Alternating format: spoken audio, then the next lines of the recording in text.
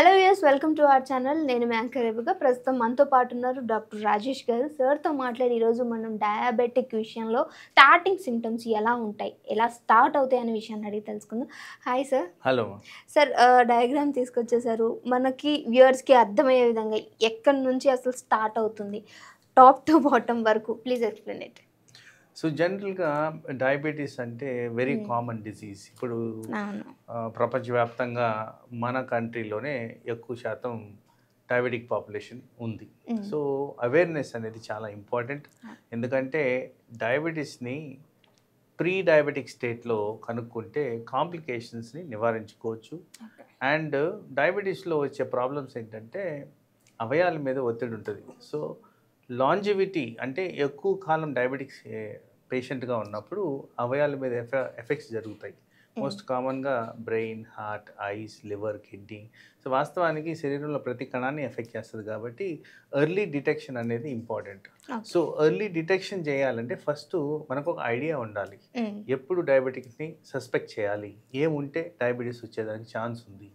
So first and foremost ఏంటంటే ఎక్కువ శాతం డయాబెటీస్ వచ్చేది ఊబకాయం ఉన్న వాళ్ళల్లో, ఇన్యాక్టివిటీ ఉన్న వాళ్ళల్లో, associated conditions, blood pressure, thyroid disease ఇలాంటివి కూడా డయాబెటీస్కి దారి తీసే విధంగా పనిచేస్తాయి. కాబట్టి ఇవి ఉన్న వాళ్ళు కూడా దీని మీద ఎక్కువగా మనం ఇంట్రెస్ట్ చూపించాలి అండ్ డౌట్ కూడా పడాలి. సో డయాబెటిక్స్ పాపులేషన్లో నార్మల్గా ప్రెజెంటేషన్స్లో కనిపించేది ఈ బొమ్మ విధంగా చూస్తే ఎక్కువ శాతము ఆహారం తినగానే కళ్ళు మసగ్గా కనిపించడం అనేది సహజంగా కనిపిస్తుంది. అంటే అది వచ్చిన వాళ్ళలోనే సార్, రాబోతున్న వాళ్ళలోనే డయాబెటిక్ ఎవరిలో అయినా కానీ షుగర్ లెవెల్స్ పెరుగుతున్నాయంటే కంటి భాగంలో ఉన్న నీరు కాస్త మందగిస్తుంది.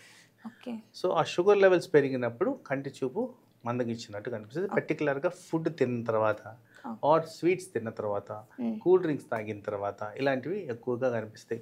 అలా తరచుగా జరుగుతుంటే దాన్ని సస్పెక్ట్ చేయాల్సిన అవసరం ఉంది. అలాగే వాళ్ళ స్మెల్, బ్రెత్ స్మెల్ కూడా కాస్త డిఫరెంట్గా వస్తుంది. అది ఎక్స్పర్టీస్ ఎవరైతే హెల్త్ కేర్ ప్రొఫెషనల్స్ ఉంటారో వాళ్ళ ద్వారా ఎక్కువ తెలుస్తుంది. కానీ బట్ స్మెల్ అయితే డిఫరెంట్గా మారడం అనేది జరుగుద్ది. అలాగే చూస్తే ఎక్కువ శాతం నీరసంగా అనిపించడం చాలా ఫ్రీక్వెంట్గా గమనిస్తాం. అంటే ఇదివరకు చేసే యాక్టివిటీని సరిగ్గా చేయలేకపోవడం, కాళ్ళ నొప్పులు అనిపించడం, నీరసంగా అనిపించడం, మజిల్ క్రాంప్స్ రావడం ఇలాంటివి తరచుగా ఈ డయాబెటిక్ పాపులేషన్లో కనిపిస్తుంది. తరచుగా డ్రౌజీగా ఉండడం కూడా గమనిస్తారు. ఇప్పుడు ఇక్కడ హైలైట్ చేసిన విధంగా ఎక్కువగా దాహం వేయడము, అలాగే ఎక్కువగా ఆకలి వేయడం, చేత కాకపోవడము, డ్రౌజీగా ఉండడం, పర్టికులర్గా ఫుడ్ తినిన తర్వాత ఈ సిమ్టమ్స్ ఎక్కువగా కనిపిస్తుంటాయి.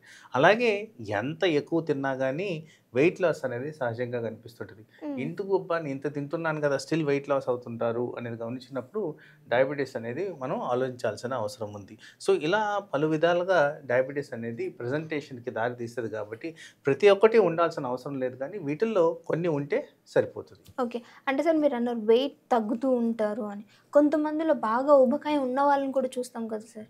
అంటే ఆన్సెట్ ఆఫ్ డయాబెటీస్లో ఊబకాయంతో స్టార్ట్ అవుతుంది. అక్కడ మనం అర్థం చేసుకోవాల్సింది ఏంటంటే డయాబెటీస్లో జరిగేది ఏంటంటే మన బాడీలో, మన శరీరంలో ఉన్న ఇన్సులిన్ సరిపోయినప్పుడే ఈ డయాబెటీస్ అనే లక్షణాలు బయటపడతాయి.